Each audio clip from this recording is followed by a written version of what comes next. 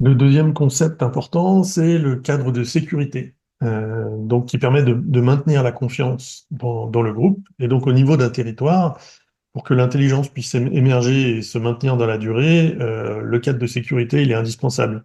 Ça génère de la confiance, ça génère voilà, cet ingrédient qui est vraiment clé en fait dans l'ouverture des uns par rapport aux autres.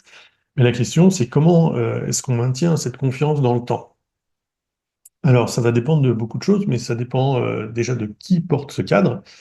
Par exemple, ça peut être un acteur tiers. S'il y a un intervenant extérieur qui gère le cadre, qui vient, on sait qu'il est neutre, ou les personnes qui ont déjà, comment dire, qui sont en conflit peut-être avec une structure ou une autre, vont plus facilement accepter cet intervenant extérieur et on peut développer la confiance à partir de zéro. Et donc, ça permet que cet acteur neutre fasse le lien entre différents autres intervenants, différentes autres parties. Ça peut être une collectivité locale qui porte le cadre aussi. Si c'est une collectivité qui agit, elle doit faire en sorte que tous les acteurs du territoire ressentent et perçoivent ce climat de confiance mutuelle. Et ça, c'est beaucoup plus complexe, puisqu'il y a la collectivité dans la tête des gens, ça, bah, chaque agent, chaque personne, chaque élu, chaque service public va contribuer à créer l'image de la collectivité. Les habitants et les habitantes vont parfois pas forcément faire la distinction entre une personne qui agit, si elle agit ou non d'une institution, et l'institution. Et donc, maintenir la confiance à ce niveau-là, c'est beaucoup plus difficile et ça veut dire que chaque interaction quasiment doit respecter le cadre qui a été fixé et renforcer la confiance dans le fait que ce cadre existe. Donc pour y parvenir, ça peut être utile de définir un cadre d'interaction clair qui précise les règles et les engagements de chacun, chacune lors des échanges, un cadre qui est visible, qui est respecté et qui est vraiment démontré dans la pratique. La confiance, elle va se construire progressivement à travers des actions concrètes qui montrent que le cadre est bien pris en compte. Elinor Ostrom, dans ses travaux sur les communs et la gestion des communs, elle propose 8 principes essentiels pour gérer les ressources communes et il y a enfin, ces principes qui s'appliquent également ici. Elle souligne par exemple l'importance d'un cadre clair qui peut être questionné, mis à jour et adapté en fonction des besoins, mais qui est clair. Et d'un système de sanctions graduelles qui est essentiel pour garantir le respect du cadre. Le système de sanctions graduelles, il a deux fonctions. Il permet une certaine tolérance aux erreurs involontaires avec des sanctions légères pour les premiers écarts. On part du principe qu'il y a un droit à l'erreur et que voilà, c'est possible aussi de ne pas connaître le cadre ou de l'oublier ou de ne pas faire gaffe ou de juger que dans une certaine situation, bah, il n'est pas forcément adapté, donc il faut l'adapter. Et la deuxième fonction, c'est d'appliquer des sanctions plus strictes en cas d'infraction délibérée, vraiment pour dissuader les comportements nuisibles, où il y a des personnes qui vont clairement faire primer leur intérêt personnel sur la ressource commune et la gestion du collectif. Et donc ce mécanisme, ça permet à la fois d'avoir de la souplesse et de la fermeté qui sont nécessaires pour que le cadre de confiance reste solide et durable. Un autre point clé pour maintenir la confiance, c'est de garantir que les acteurs du territoire, que ce soit les individus, les organisations, les institutions, puissent rester dans une posture d'ouverture et ne ressentent pas le besoin d'être sur la défensive face aux autres. Donc, le cadre de sécurité, il va jouer ce rôle, il permet aux acteurs d'investir leurs ressources pour le collectif plutôt que de les gaspiller en mécanismes de protection. Mais pour instaurer et préserver cette conscience, il faut démontrer à travers des actions concrètes que les ressources et l'énergie des acteurs sont respectées, que les décisions et les initiatives prises sont transparentes et que les engagements annoncés sont tenus. Par exemple, voilà des pratiques qui peuvent renforcer ou au contraire briser la confiance. Le respect des ressources, si on montre que les impôts collectés sont utilisés de manière claire et en accord avec les priorités exprimées, on renforce la confiance.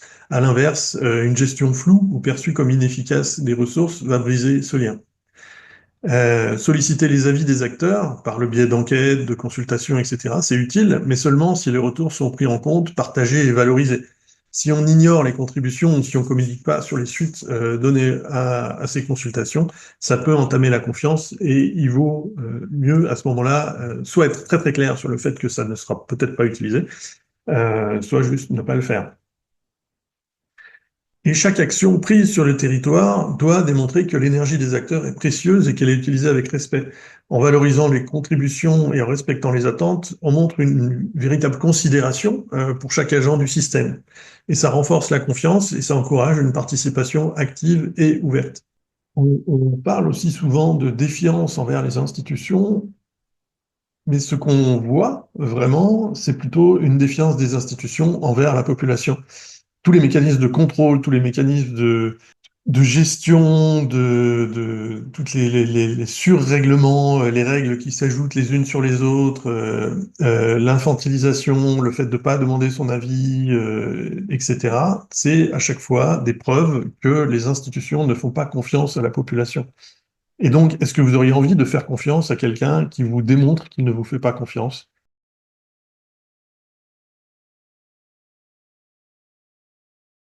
Un concept qui va être très important également, c'est le concept de tissu social. C'est l'ensemble des liens qui relient les agents et les individus au sein d'un système. Ces liens, ils sont essentiels pour le bon fonctionnement d'un territoire et c'est crucial d'en prendre soin à chaque occasion. À chaque fois qu'on fait quelque chose, de voir comment ça va permettre de régénérer, de prendre soin du tissu social, de renforcer le tissu social. Et pour le comprendre et le renforcer, c'est important de, de différencier deux notions qui sont fondamentales et qui sont légèrement différentes, qu'on a tendance à mélanger, qui sont le lien et la relation. Il y a Jean-Christophe Baralis qui racontait dans une formation que la relation, elle correspond à chaque interaction entre deux personnes. À chaque fois que je vais parler à quelqu'un, etc., je vais entrer en relation avec cette personne. Et le lien, c'est ce qui demeure entre deux individus une fois qu'ils sont plus en interaction. Donc, à chaque fois que je vais interagir avec quelqu'un, je vais soit renforcer, soit creuser, enfin, détruire un peu ce lien. Par exemple, deux amis de longue date qui se sont pas vus depuis longtemps, ils vont facilement retrouver leur complicité s'ils ont un lien fort. Le lien, c'est le résultat accumulé de plein de relations et d'interactions qui ont été positives et qui petit à petit ont créé de plus en plus de connexions. L'objectif, donc, c'est que chaque interaction renforce le lien et contribue à consolider le tissu social. Par contre, certaines interactions négatives, comme des conflits ou des malentendus, vont rompre le dialogue et vont affaiblir, voire détruire le lien. Si ces ruptures se multiplient, le tissu social se désagrège progressivement et va entraîner un éloignement des individus les uns des autres. Et donc, préserver le tissu social, ça implique de privilégier des interactions positives et constructives qui renforcent les liens, plutôt que de laisser les oppositions et les divisions saper la cohésion collective.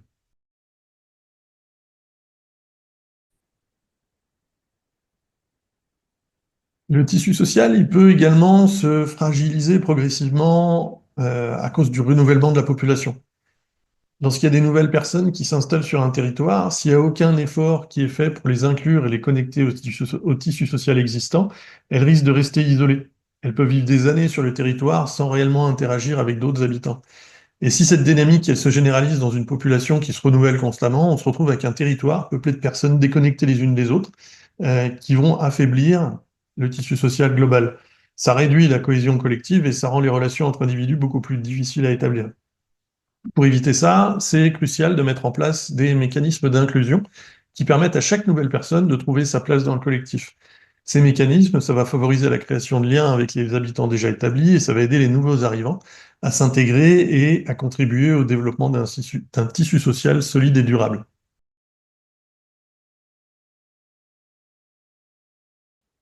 Les interactions avec les autres, elles peuvent devenir difficiles à vivre si on oublie qu'il existe un espace entre soi et l'autre. C'est cet espace qui est la relation est essentiel pour interagir de manière saine et constructive. Quand on reconnaît qu'il y a un espace qui est là entre l'autre et moi, ça permet de réduire le sentiment de menace ou d'agression dans les échanges. Une approche qui est utile, ça consiste à déposer en fait dans cet espace bah, voilà, les émotions, les commentaires, les critiques, plutôt que de les projeter directement sur la personne en face. Par exemple, quand on exprime une opinion ou qu'on partage un ressenti, on ne va pas jeter ces éléments sur l'autre. On ne va pas tout de suite l'accuser quand on dit c'est de ta faute, etc. C'est différent de si on dit euh, bah, voilà ce que j'ai vécu et voilà ce que ça me fait.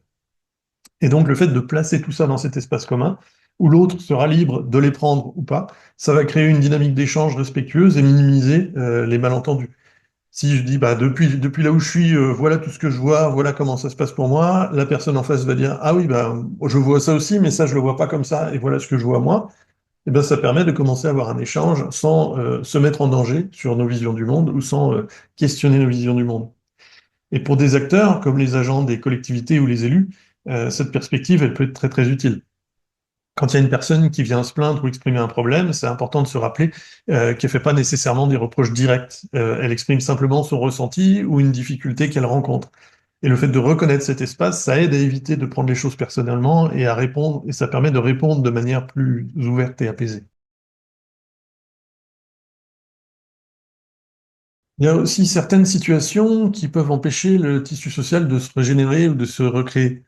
Par exemple, on va avoir des blessures collectives qui vont résulter d'événements marquants qui ont profondément impacté une communauté.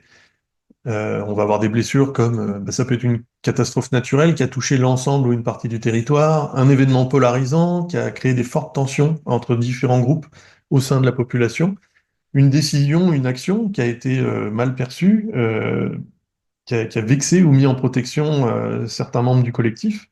Et ces blessures, même si elles ne sont pas toujours explicites, elles continuent souvent à influencer la dynamique collective de manière insidieuse. Par exemple, la fermeture d'une usine qui entraîne des licenciements massifs, ça peut laisser une empreinte durable.